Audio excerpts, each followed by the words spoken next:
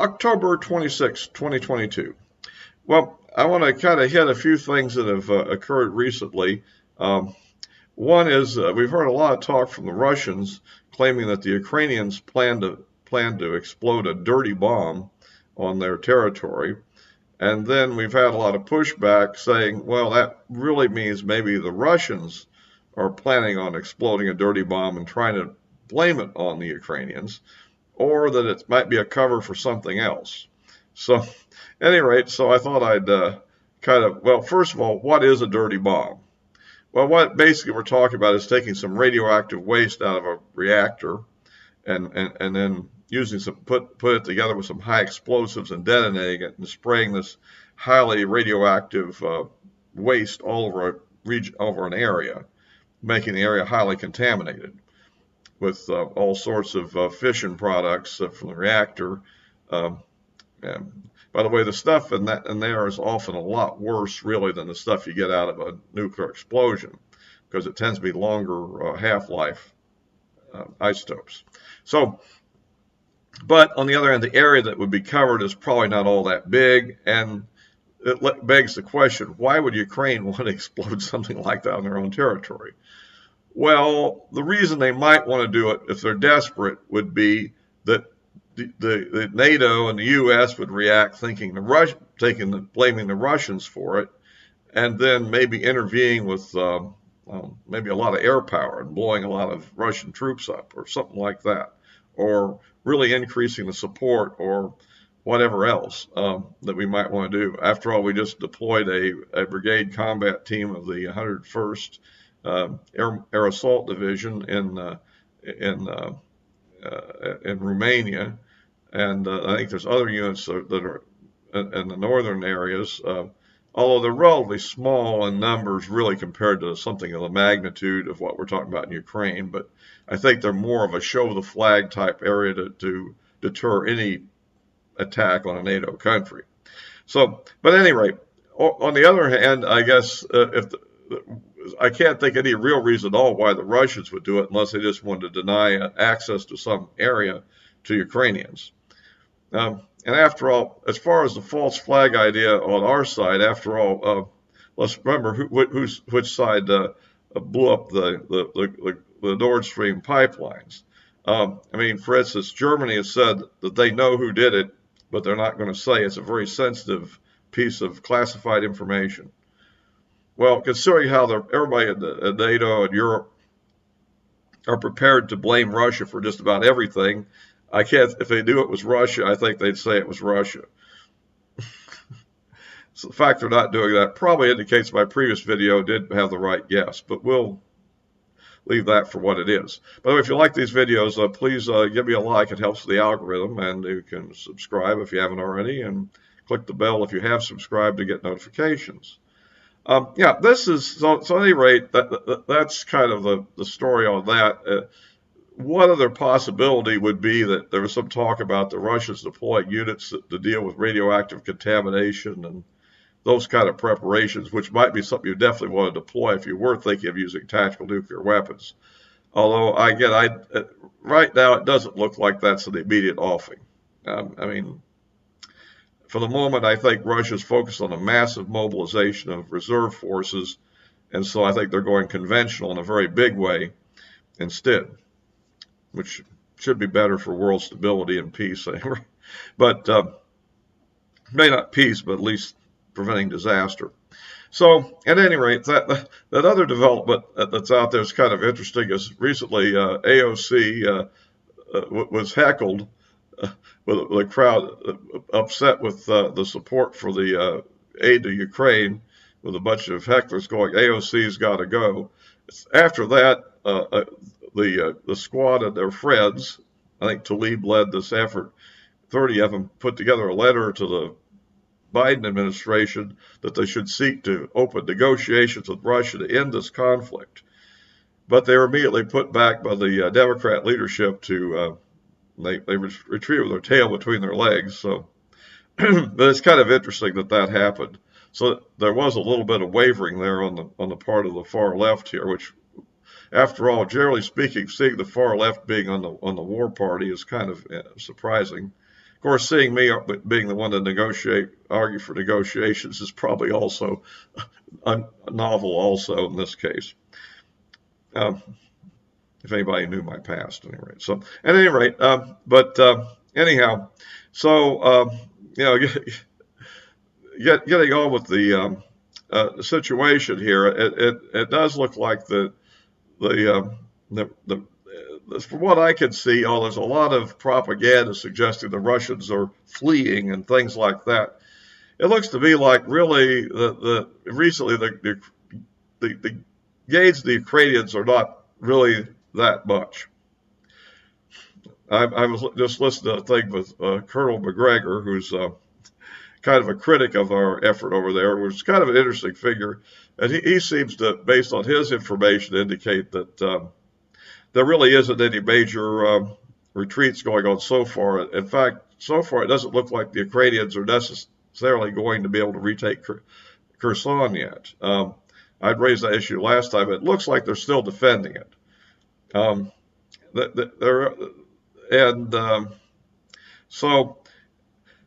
it's possible that might change at any moment. They have evacuated some civilians from the area, but that may be because it's going to become an area of hot combat and artillery bombardment.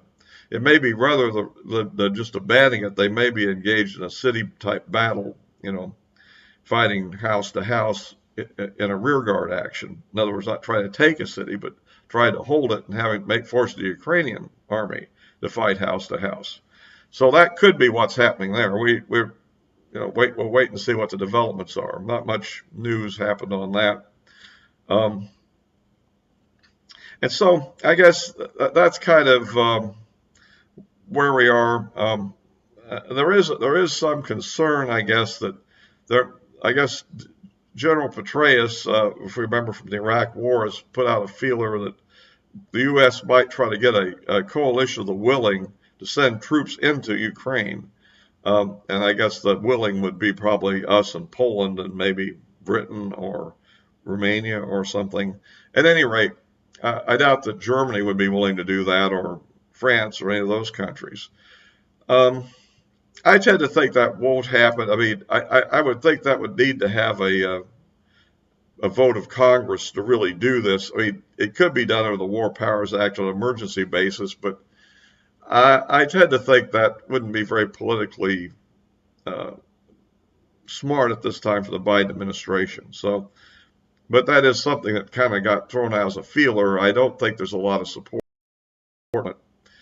Furthermore, we don't really have the forces in place to really do it in a meaningful way, and I think we get ourselves into a really dangerous situation. For instance, if U.S. forces were to go into Ukraine and fight Russians, does that mean our air power comes with us? And if that happens, you're talking about an expanded war, because if we commit a significant amount of our advanced, as I presented out before, fifth generation aircraft, the Russians won't have much of a chance. So either they have to leave or they have to escalate.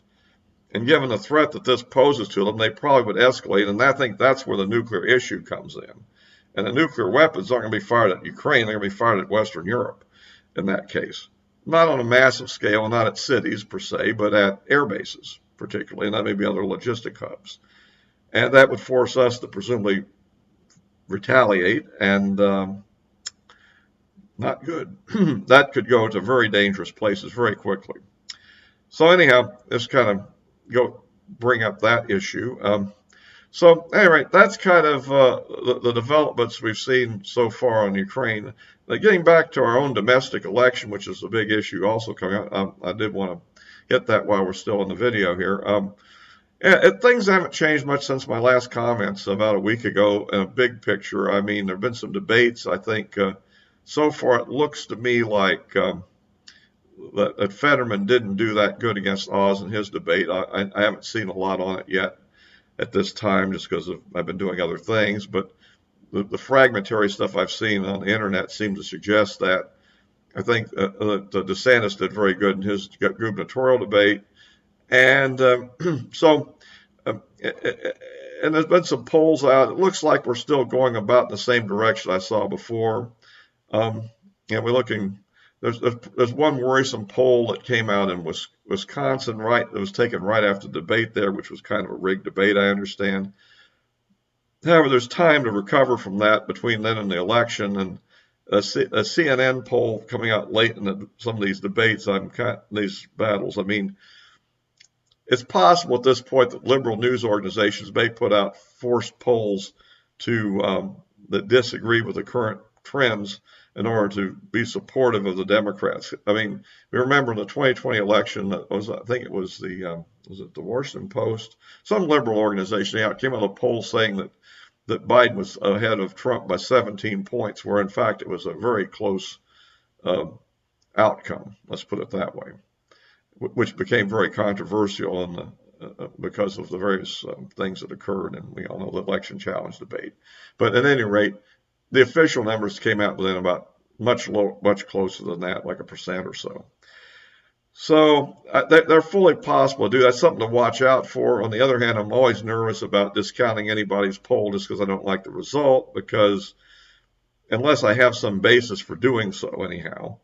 I mean, I don't think I've seen a CNN poll on that race up till now, so I can't really do a track. My general thought is any poll, even one that's biased against you, if it starts tracking in a favorable direction, and then the average of all the polls is favorable, I tend to think that's not really that unfavorable, because if we were down -5 points according to the bias poll, now we're only down 1 point, where the average says we're up 3 points, then I'm kind of saying, well, the trend, they're even indicating the trend's going our direction, and so their own polls bias probably means you can discount that aspect of it.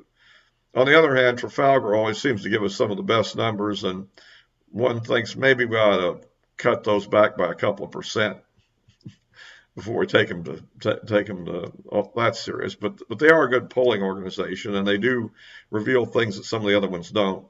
So anyhow, I think we're still on track for a very good outcome in the House, and a very close battle for the Senate, which may give us a slight edge, I think, maybe. You always have the Ohioans, another one that's always a little bit surprising in my opinion, and I don't know why Ryan is doing as good as he is, but it still looks to me, I still think Vance will probably pull it out, because with a Republican governor winning by something like 18%, I just find it hard it's going to mobilize enough Democrat voters to pull Ryan over the top. And given that the averages still favor Ryan, I kind of think that's probably the way it'll turn out. So anyway, I'll kind of wrap this up as always here, and I will, of course, be posting this also in addition to YouTube here. I'll be posting it on Rumble. And also, of course, I'll put in the description below. I'll put the addresses of my social media accounts. I post fairly frequently on Twitter on regular ongoing thoughts. You can follow me there, and of course, follow me on all the others that are listed below. So we'll be wrapping this up for now. Until next time.